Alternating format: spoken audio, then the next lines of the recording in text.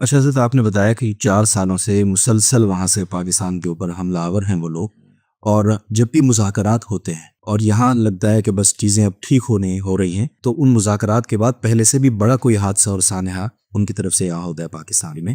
تو یہ جو تاریخ ہے گزشتہ 4 سالوں کی، اس میں جو چیدہ چیدہ اس طرح کے ہمیں واقعات ملتے ہیں، جو ایک تاریخ ہے ان کی توقع دہی کی، اس پر ایک فضر سے دیکھیں اس کا جو اس کا خلاصہ تو میں نے بتا دیا کہ جو گراف ہے جی واقعات کا، خودکش حملوں کا، دھماکوں کا، قتل و غارت گری کا، ایک گراف کتنا اوپر گیا، بالکل ایسے جتنے مذاکرات ہوتے چلے جا رہے ہیں اتنے ہی بڑھ رہے ہیں. کبر مقتا عند اللہ ان تقولوا ما لا تفعلون. اللہ تعالیٰ کے ہاں بہت غضب کی بات ہے، لگے ناراضی کی بات، یہ کافی کہ آپ وہ بات کریں جو آپ کو ہم نہیں کریں. تو افغانستان کے بوری حکومت کا جو قول و فعل، اس میں اتنا بڑا تضاد ہے کہ وہ کہتے کچھ ہیں اور عمل کچھ کرتے ہیں. ایک تو یہ کہ اس گراف کو دیکھ لیں، نمبر 2 اس اعداد شمار کو دیکھ لیں، اور اگر نمبر 3 یہ کہ جب بھی مذاکرات ہوئے، جب بھی، اس کے بعد کیا ہوا ہے. اس کی وجہ یہ کہ وہاں کے جو لوگ ہیں وہ قسم قرآن بھی اٹھاتے ہیں، وعدے بھی کرتے ہیں، بڑی بڑی باتیں کرتے ہیں. ہمارے لوگ خوش ہو کر آتے ہیں اور واپس آ کر متعلقہ اداروں کو اور محبوبوں کو رپورٹ دینے کہ ماشاء اللہ بہت زبردست میٹنگ ہوئی، اور وہ وہاں جا کے ان پہ مذاق کر رہے ہوتے ہیں، کھیل رہے ہوتے ہیں. اس میں جو 3-4 میں چیزیں خاص طور پر بتاؤں گا. افغانستان میں کچھ ایسی چیزیں انہوں نے کی ہیں دکھاوے کے لیے.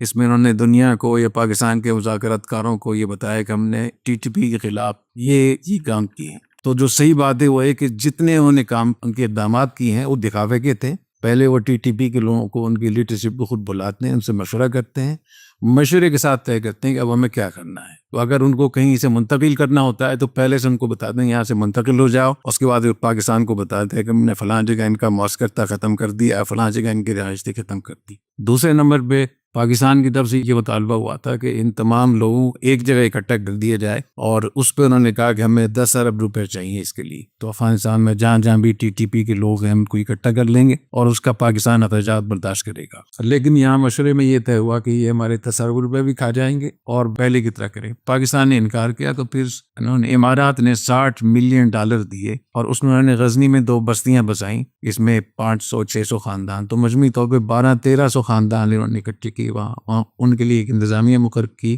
وہاں کچھ علماء کرام ہیں جو اس کو دیکھ رہے ہوتے ہیں، ان کے جو مسئولین ہیں. وہاں ان کو اتنی بڑی تعداد میں جب لوگ ملے تو وہاں وہ ایک آدمی فی نفر 3500 افغانی دیتے. تو اگر کسی خاندان کے میں اگر 5 لوگ ہیں تو 5 کو 3500 میں ضرب دے دیں، کتنے افغانی بنے ہے. تو ایک ہی خاندان کو مہینے کے 75,000 پاکستانی، 1 لاکھ 1.25 لاکھ روپے مل جاتا ہے ان کو. تو وہاں جو ان کے منتظمین ہیں وہ اس شرط پہ پیسے دیتے ہیں کہ آپ کے گھر سے ایک آدمی پاکستان میں لڑے گا. یعنی جو ان کے لوگ افغانستان میں پھیلے ہوئے تھے ان سب کو اکٹھا کر کے یہ فائدہ ہوا ٹی ٹی پی کو کہ اب ان کو وہاں کی جو حکومت ہے وہ اجتماعی طور پہ ان کو آگے نصیحت کرتی ہے اور پابند کرتی ہے کہ آپ کے گھر سے اگر ایک آدمی جائے گا، کم از کم ایک آدمی، تو آپ کو یہ وظیفہ ملے گا، ورنہ آپ کو وظیفہ نہیں ملے گا. تو ہر گھر اس کا پابند ہوتا ہے کہ اپنے یہاں سے آگے لوگوں کو بھیجے.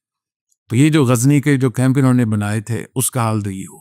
دوسرا، پاکستان نے جب بہت زیادہ ان پہ یہ کہا کہ کس طریقے سے افغانستان کے لوگ بھی اس میں شامل ہو رہے ہیں، تو انہوں نے اصلاحی کمیشن بنایا ہے. اس میں کچھ علماء کو رکھا اور ان کے ذمہ یہ لگایا کہ جو بھی افغانی پاکستان میں لڑنے کے لیے جائے گا اس کو گرفتار کیا جائے گا. وہاں بھی انہوں نے دکھاوے کے لیے 100 میں سے 10-12 لوگوں کو پکڑتے اور پولیس چرخی جیل میں ان کو اس میں رکھتے ہیں. تو ان کے جو آگے ذمہ داران ہیں تو وہاں زیادہ تعداد اب تک 600 ہوئی ہے.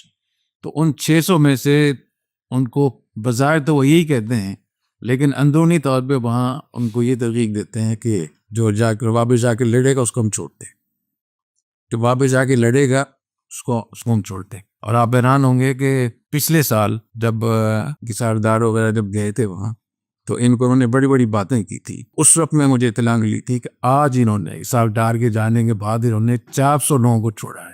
600 میں سے 400 لوگوں کو چھوڑا ہے جو اس لیے پکڑے تھے، انہوں نے افغانی تھے یہ سارے. تو لوگ اس طریقے سے ہمارے ساتھ کھیل رہے تھے. مجھے بڑی تکلیف بھی ہوتی ہے کہ ہمارے لوگ، اتنی بڑی سطح کے لوگ، تعلیم یافتہ لوگ، پڑھے لکھے لوگ، وہ کس طریقے سے ہم ان کے سامنے ہم وہ بنے ہوئے ہیں کہ جیسے ہم ہمارے ساتھ وہ کھیلنا چاہتے ہیں کہ وہ کھیلنے.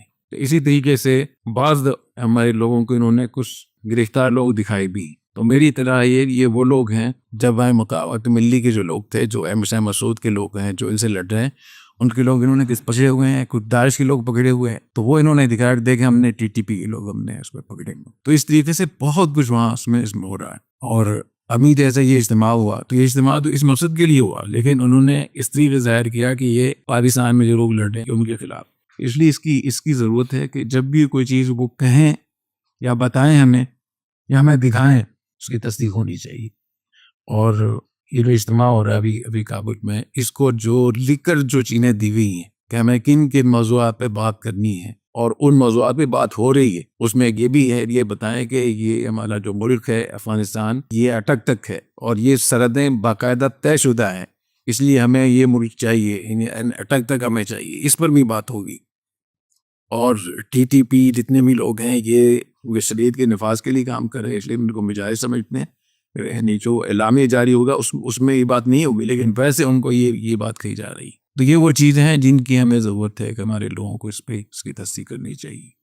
باقی یہ کہ دوحہ میں معاہدہ ہوا تو پوری دنیا کے سامنے ہوا, پھر قطر میں دوبارہ پھر بیٹھے, پھر ترکی میں ہوا, پھر سعودی عرب میں ہوا, پھر چائنا میں ہوا, اور یہ پاکستان سے ہمارے وزیر خارجہ ہمارے کتنے لوگ بار بار جاتے رہے, یہاں بھی ہوتے رہے, اور پوری دنیا میں.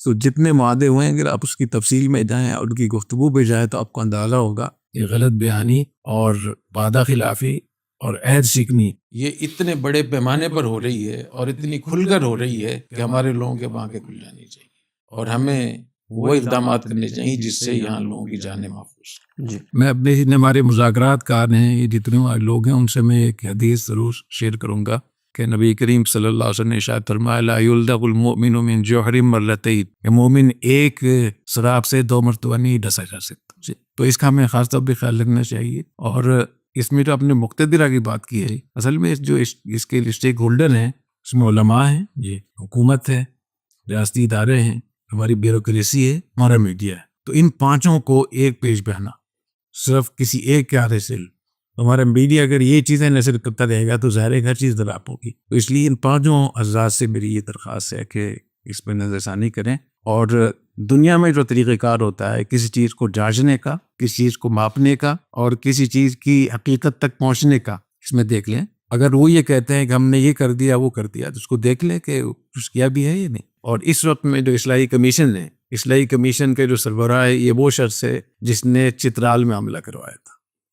چترال کا جو حملہ ہوا تھا یہ بہت بڑے پیمانے پر, یہ اس وقت میں وہاں کے بڑے تھے اور یہ افغانستان کے طالبان کے عہدیدار ہیں, گورنر ہیں, بڑی سطح کے آدمی ہیں. جب پاکستان نے اس پہ بہت زیادہ احتجاج کیا تو انہوں نے وہاں سے معزول کر کے ان کو نیمرود بھیجا. ابھی کچھ دن پہلے نیمرود سے ہٹا کر دوبارہ اصلاحی کمیشن کا سربراہ بنا دیے. یعنی آپ حیران ہوں گے کہ چور کو اس کا چوکیداری کو مقرر کر دیا. تو میں اس کا اگر خلاصہ نکالوں جو کچھ ابھی ہمارے ساتھ ہو رہا ہے نا, مشہور تو یہ ہے کہ 20,000 قریب پہ جب سوال جواب کرتے ہیں تو وہ 300 میں بیچ کے جاتے ہیں, لیکن ہماری سادگی دیکھیے کہ وہ 300 کے خالی 20,000 میں بیچ کے جا رہے ہیں. الٹا ہے, ہاں یہ الٹا ہے. اس کا خلاصہ یہ ہے. اور میں الفاظ تھوڑے سخت اس لیے استعمال کر رہا ہوں کہ ہماری بچوں کی جانیں جائیں, ہمارے بچے کی وہ ہو رہے ہیں, عورتیں بیوہ ہو رہی ہیں, ہم تباہ و برباد ہو رہے ہیں.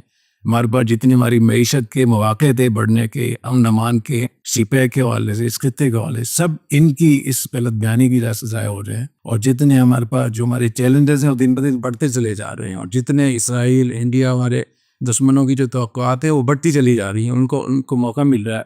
اس لیے مجھے مجبوراً تھوڑے سخت الفاظ استعمال کرنا پڑا.